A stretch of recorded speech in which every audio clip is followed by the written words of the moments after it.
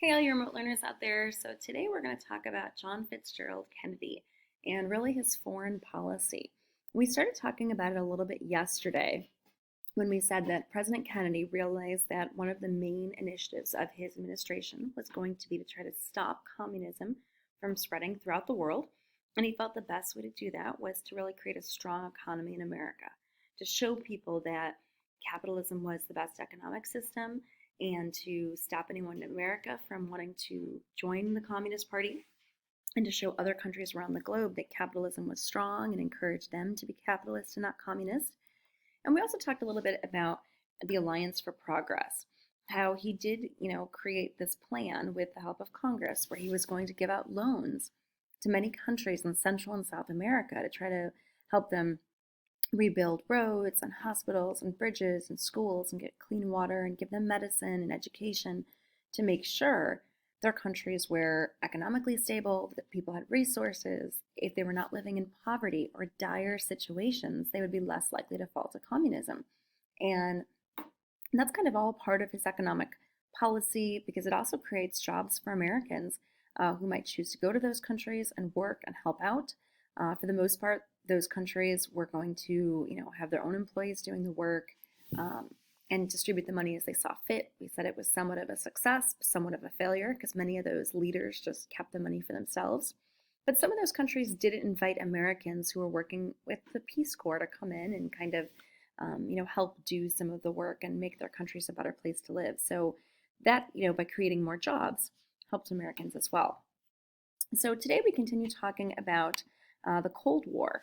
And, our goal, of course, is to contain communism, to stop the spread, to show the Soviet Union that we are the most powerful country in the world, which is, of course, why we've continued to, build up our involvement in the space program. Remember, we said yesterday that JFK pledged, millions, billions of dollars, really, to NASA. He wanted to get a man on the moon by the end of the decade, and he is able to do that by finally getting Neil Armstrong on the moon. Now, he doesn't live to see it, but it does happen. And so we are really kind of, improving our American education system, our space capabilities, showing the Soviets we are a country which should not be, toyed with. So the next thing I wanted to really talk about was in general, when we're talking about, responses. President Truman, his plan to stop communism was the Truman Doctrine. We're going to stop, communism anywhere, everywhere, with whatever means, we need to use. We're going to contain it. And then when you got President Eisenhower in power, he realized he needed to expand, the idea that we're not just going to stop communism in Asia and in Europe, but it's also going to be in the Middle East. So it was the whole Eisenhower Doctrine. And instead of just trying to contain communism, he was really, remember, about going nuclear. He was all about massive retaliation. He was willing to go to the brink of war or brinkmanship. He was just going to nuke anybody and everybody to, scare them. And so by having all of these nuclear weapons and building up our nuclear arsenal, it would deter others from attacking the United States. Well, now that we have President Kennedy in power, he has a little bit of a different idea. His policy is called flexible response. And he said, yes, there is a time to use nuclear weapons. And I believe that nuclear weapons have value and they do deter people from attacking the United States and they will keep Americans safe. So he does triple the overall nuclear capabilities of the US. He creates nuclear power plants. He explores nuclear energy. He is ready to have weapons and to prepare, if we need them to help keep Americans safe. However, President Kennedy says we need to go back to traditional fighting as well, to stop the spread of communism. The Vietnam War is starting to heat up. We're going to talk about that here in the next couple of days. Communism is obviously still spreading around the world as the end of Eisenhower's administration in 1959, Cuba, which is only 80 miles off the coast of Florida, becomes communist. And so, communism is still everywhere in the globe. And he says we need more troops. He feels that Eisenhower actually cut back our army, too much. And so he wants to see the buildup of our U.S. Army again. He wants to see more ships built. He wants more artillery, just more traditional military, so that we have a flexible response. And he says, I'm not going to always use weapons either. Obviously, it might be about loans, like with his Alliance for Progress program. or it might be about food or supplies, just whatever a country really needs to get them to be stable so they don't fall to communism. And so his goal is to fight limited wars. He'd like to fight a few wars around the world. He'd like to fight no wars, really, so that he can try to stop the spread of communism. But if he has to, he'll fight limited wars around the world, um, without perhaps using any nuclear weapons if he can do it. And you can see some of the pictures there at the bottom. That's a picture of a Green Beret who's fighting during the Vietnam War. You can see that his hat, his beret, is obviously green, so that kind of marks that he's part of this elite special forces unit. And he said we need to have more special trained troops so that if there is an emergency, we can call them in to protect Americans or to go fight overseas. Now, one of the first crises that the president is going to have to deal with starts in 1961. So if you take a look at the map here, okay, the eastern portion of Germany became communist after World War II. And that's because the Soviets, remember, liberated the eastern portion of Germany, and then they never left. And so that's part of how this unofficial Iron Curtain or unofficial wall kind of descended across Europe, where they took over Eastern Germany and Poland and Hungary and all these countries. And, you know, this Cold War began where they pretty much called these countries satellite nations and repossessed some of their land and redistributed some of the resources and pretty much forced these people under their power, under their control, and to pretty much become communist countries, whether they, wanted to be or not. Now, the western portion of Germany, remember, was controlled early on by the British and by the French. And so the western portion of Germany becomes freed, after World War II, where for a couple of years, remember, the Americans stayed and we helped them to rebuild, and it was all the Americans, British, and French together, and we buried the dead and rebuilt towns. But by 1948, we had decided, okay, well, it's time for us to reunite Germany as a country. We want to leave. And remember, in 1948, that's when we really saw the problem. And I said it's been in the 11 years since the Berlin airlift, but it's been more years than that. My math is off. But what we see happen was that, remember that during the Berlin airlift, the Germans had decided that they were going to basically starve the people who were in Berlin, because remember, the city of Berlin, where Hitler was running, the country from, was also divided into these different sections, with the eastern section being the Soviet sector. And then in Western Berlin, you can see how it was a French section, a British section, an American section. And we, as Americans, we wanted to reunite the American, the British, the French section, and then kind of make it just all part of one united Germany again. But remember, the Russians refused to leave. So in 1948, they had blockaded that one section. They were going to let people starve to death. And so we decided to fly in supplies, remember, every day for that 11 months, till eventually Stalin realized the blockade was useless. So what had eventually happened was that Americans had left Western Germany, and they let the Germans live their lives and go back to being their own country and doing as they wished. The eastern portion of Germany, though, all these years has been ruled by the Russians. And then you've got, the city of Berlin, which is technically in East Germany. So it's actually in the Russian zone, so to speak. And you still have Americans, British, and French there.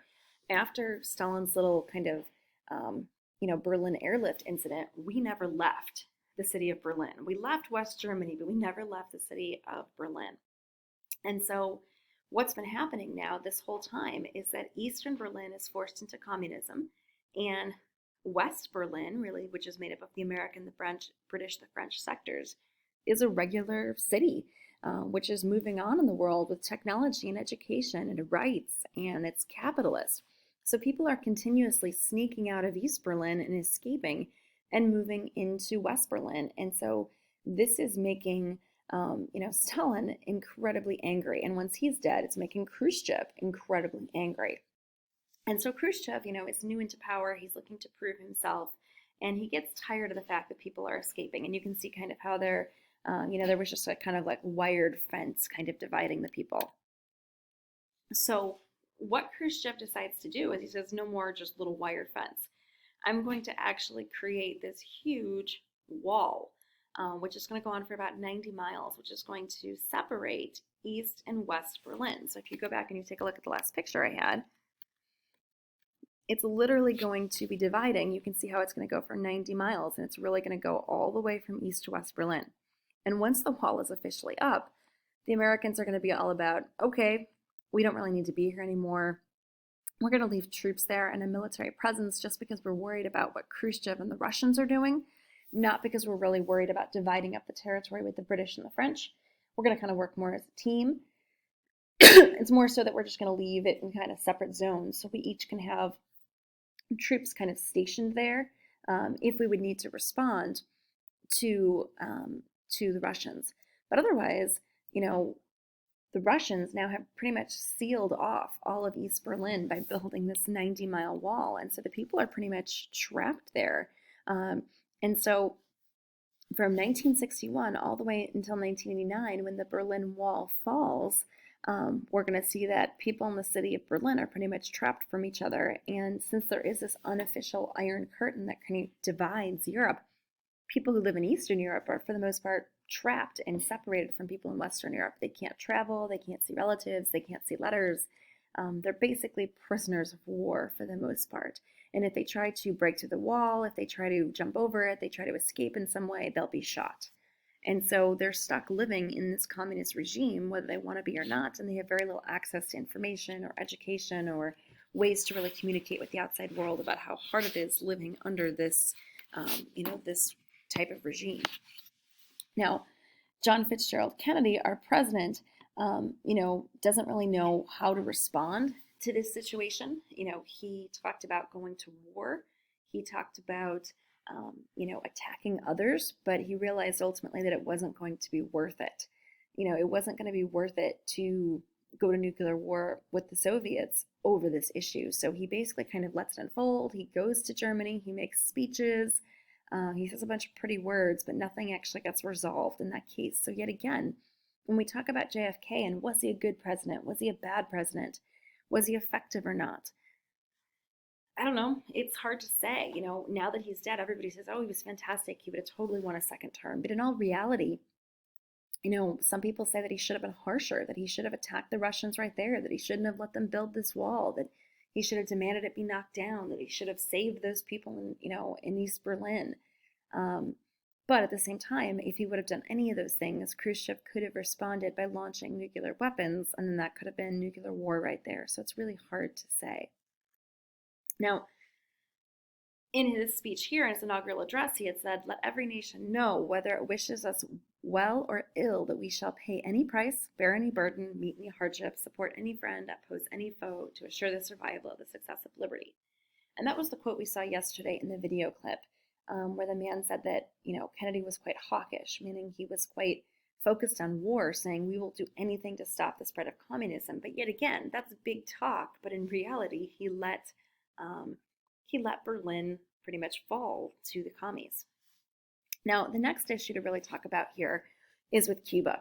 So if you look at the map at the bottom, okay, that's a map of Cuba, and you can see that Cuba, from the bottom coast, like Keys of Florida, it's only about 80 miles. And to actually get to like Miami, we're talking about what, like 90 miles, if that, depending on where you're going from in Cuba. And so what happens is at the end of Eisenhower's presidency, okay, when Eisenhower was still in office, the guy that you see on the picture there in the left, okay, we're going to see that Fidel Castro overthrows the dictator in Cuba named Fulgencio Batista. And Castro was able to do this because he was a military guy. He, was good with a gun, with good weapons, had served in the army in Cuba, was very persuasive and charismatic. People thought that he would be a better leader than the current leader. They said the current leader was corrupt, so he has the military support. He's willing to give food and supplies back to the people, so many people support him. So he overthrows the government. And, at first, America thought this was going to be a good thing because we're getting rid of one corrupt, dictator, and we're going to be putting in, another, person, and maybe he's going to be better. But that's not what happened at all. In fact, that's the printer going off here. Great. That's not what's going to happen at all. I'll hit pause for a second. What is actually going to happen is that as soon as Castro basically comes to power and officially has hold over the people, some people are going to rebel against him, some people are going to wish that Batista was still in power. Um, and most Americans, especially the American government, they're going to start to say they wish they had, Batista still in power as well, because at least Batista, even though he was corrupt and mistreated the people and was cruel, he was a capitalist. And remember, we have interest in Cuba because Guantanamo Bay, right, is our naval base, which we have located on Cuba. That goes all the way back to the Spanish-American War from the 1800s. We have that base there where we investigate terrorists and, hold people to this day. Plus, it's just so close to the United States. We were worried that if they fell to communism, they would be in a position where they could easily attack the U.S. And our worst fears basically come true. Castro very quickly declares that he is a socialist, that he is a communist. He starts repossessing huge farms and then kind of dividing them up amongst the people, saying they're government property. He repossesses American businesses. American business owners who live in Cuba are worried for their lives. Some of them try to come back to the US, but they're worried about their profits. And Castro basically contacts Khrushchev and the Soviets and says, we want to be part of, we want to be your best buddy. We want to be allies. We're going to be a communist nation just like you. So at the very end of Eisenhower's time in office, we see one of the major blunders in history take place, where many people who are working for Eisenhower are working as a team. And they basically launch this plan where they say, how about we take Cuban refugees, people who have already escaped from Cuba, called La Brigada. It's about 1,400 men. They've escaped. They're living in the United States. How about we get the CIA to train them, and then we will sneak them during the night, have them launch ships, and they will land on Cuba. You can see there at San Cristobal, the site, and at Sega, La Grande, and a couple of these other sites. We'll have them land boats. They will come in and they'll attack the coastline. They'll start to take control. And the thought was that the people in Cuba would join forces with this La Brigada. They would be happy to overthrow, that they didn't want to become communists, that they would take out Castro and be this huge revolution. And obviously it's all backed and paid for and trained by the US government and the CIA, and that Cuba would become communist or become capitalist, and all would not be lost. And this is basically what happened in Iran. So I guess in theory I can understand where they were coming from, but there were a lot of flaws with the problems. And sometimes when you're working with a group, people just kind of go with the flow. It's called groupthink. They're afraid to really express their true opinions. They just kind of want to be done with the project. They don't want to point out the potential problems or issues. And so nobody does. So when JFK comes into office, okay, and you can see a picture there of Castro and Khrushchev, best buddies. So when JFK comes into office, they tell him this plan, and he's like, okay, sounds like a good plan. So about 3 months into starting his term as president, where he has very little experience yet, they launch this Bay of Pigs invasion, as it's called. And it is a disaster from the very start. Some of the boats get stuck in kind of the shallow waterway around Cuba. They're not actually able to land where they thought. Some of the men have to swim up to the coast. They're going to get shot by basically Cuban guards who are standing at the coastline. And many of the rest get captured. Then they are tortured and killed. And this thought that, okay, these refugees have shown up is going to launch this revolution. The revolution never came. Most of the Cuban people, surprisingly to us, were actually excited about becoming communists. They thought it promised a better way of life. Now, 5, 10, 20 years down the road would have been a different story. By then, they would have realized that communism didn't work, that they'd be starving, that their poverty situation would be worse than ever, and they would have been willing to rebel. But at this point, they didn't realize how bad it was going to be, so they never revolted. They were scared of Castro, and some of them even supported communism and thought it would be a better way of life for them. And so the US government could have still done the next part of the plan, which was to bring in air support to basically help the La Brigada and to help the people retake control of their country. And then we could have helped them create a new government and perhaps put in a leader who was more pro-American and pro-capitalist. But we never do any of those things. JFK cancels the air support. He doesn't want anyone to know about our involvement. Our involvement eventually does leak out. And then people view the Americans as basically disorganized and as weak, and as JFK doesn't know what he's doing, and he couldn't even stop this Cuba from becoming communist, and they tried to overthrow the government and it failed. It was a weak coup, and JFK just looks kind of like a disaster. So yet again, when I'm talking about foreign policy, this is two times where the man has failed. And at the same time, he's increasing our involvement and agreeing to send more troops to Vietnam. So a lot of people, like President Johnson, disagreed with JFK's policies in terms of the Cold War. And so would he have been actually elected to a second term? I don't know. He was quite the charmer, but so far two of his things were a disaster. Now, the rest of our lesson for today really focuses on the Cuban Missile Crisis. So after that whole Bay of Pigs invasion, we fast forward in time to about 2 years later. And we're going to see at this point that not only have Khrushchev and Castro become best buddies, but Russia has done something that no one ever expected. They actually moved some of their nuclear weapons out of Russia, and they've actually brought them via ships to Cuba.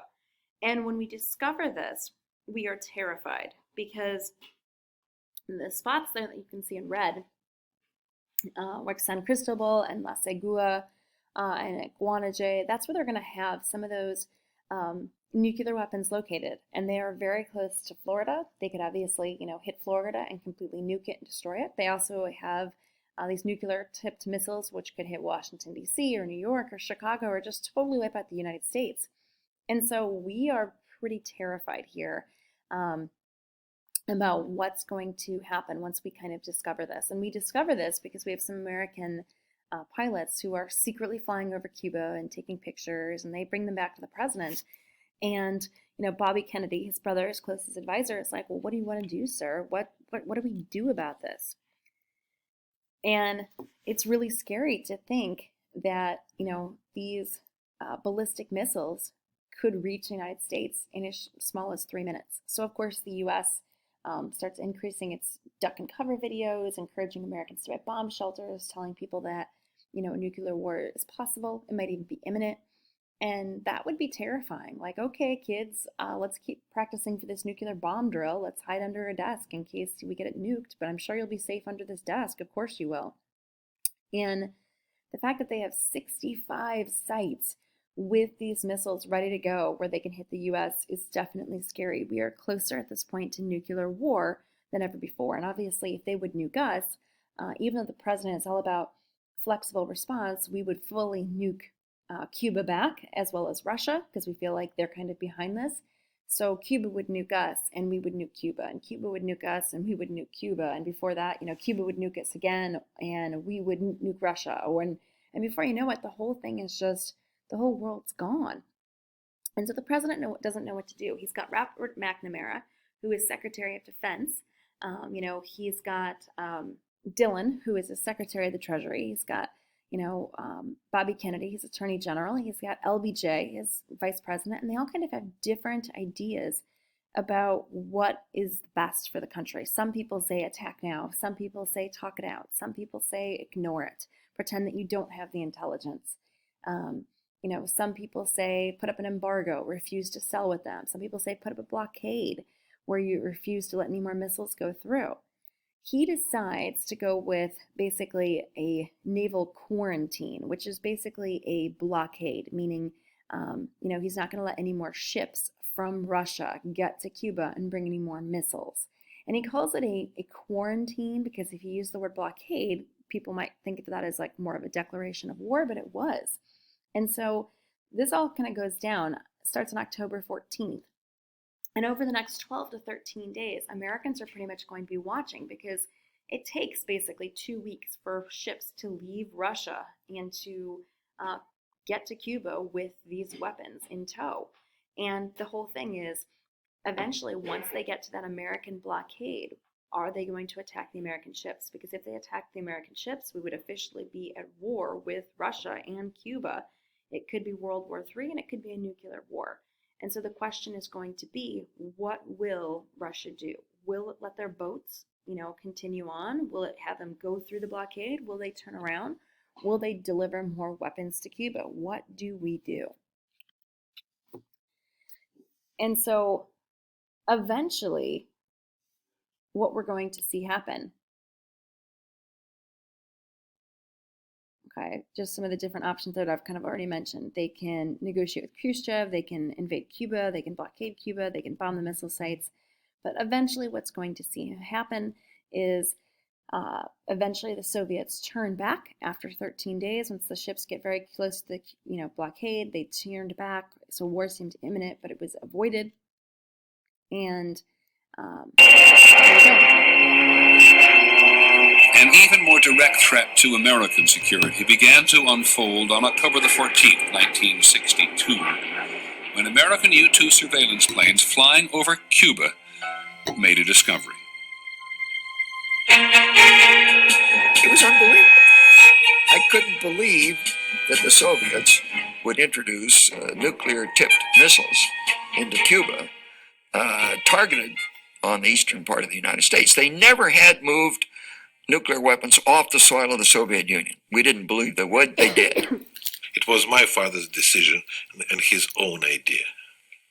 It was only one reason: to show that we are great power and we will protect all our allies, and if anybody will try to fight against our allies, that will mean beginning of the Third World War. The Cuban Missile Crisis would last for 13 days that October. The president and his most trusted advisors tried to figure out how to get Khrushchev to remove the missiles from Cuba. As far as the president was concerned, this was a superpower confrontation. It was the Soviets who had put nuclear missiles in Cuba. It was the Soviets who would have to remove them. It shall be the policy of this nation to regard any nuclear missile launched from Cuba against any nation in the Western Hemisphere as an attack by the Soviet Union on the United States, requiring a full retaliatory response on the Soviet Union. The U.S. military was put on the maximum level of alert, DEFCON 2.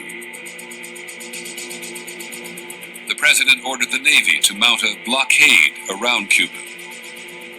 All ships of any kind bound for Cuba, from whatever nation or port, where they're found to contain cargoes of offensive weapons, be turned back.